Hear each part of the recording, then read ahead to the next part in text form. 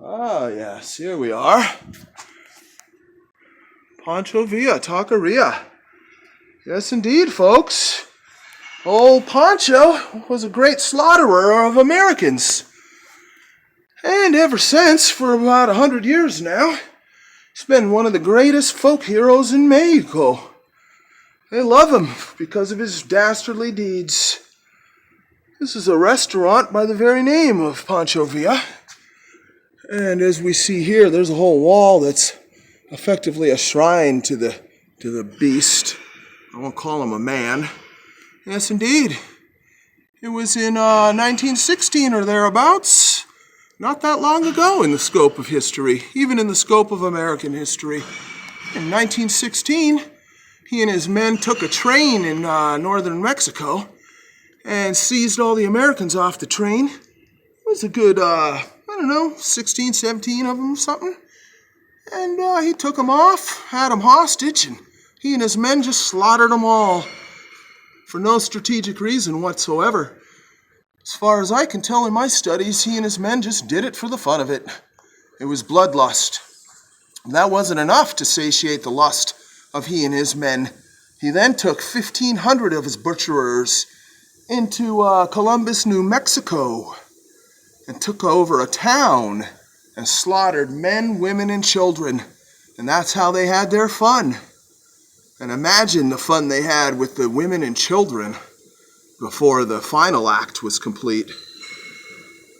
Yes, indeed, he's a big folk hero in Mexico, old Pancho Villa. And sadly now, in parts of our country, he's a great folk hero as well, as you can see. Yes, indeed. And they serve up the food to hordes and hordes of mostly gringos. Oh, what's that? Is that Pancho? Is that a bust of Pancho up there too? My God. It's a shrine to him. How sickening that Americans line up. This place is popular, makes a lot of money, I know for a fact. And it's actually a small chain. And how sickening that it's all being funded by clueless Americans that line up and don't realize that they're entering into a shrine to a butcher of Americans, men, women, and children.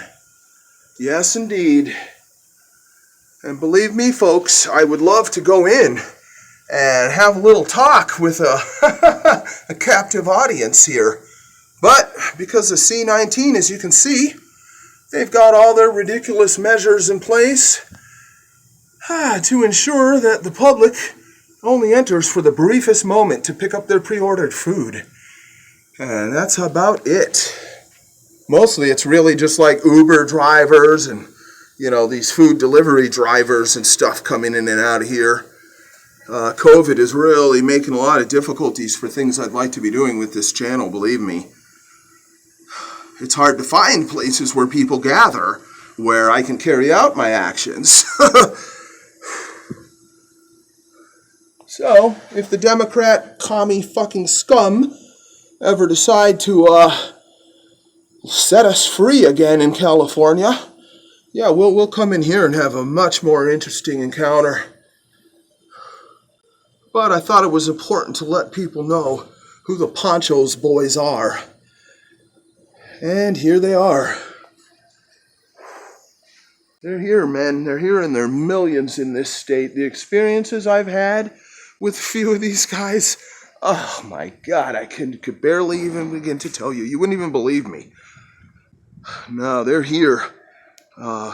Particularly a young, completely criminal class that, exists outside of the law by their very nature, by the very fact that they are here.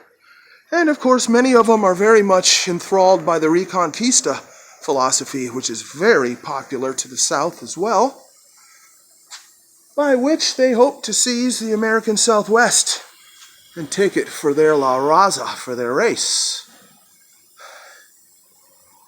And they are here in California in their millions that believe in that philosophy and that think, oh, Pancho here is just one hell of a guy.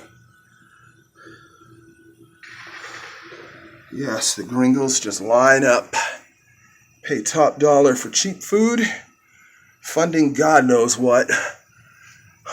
Hopefully nothing more than this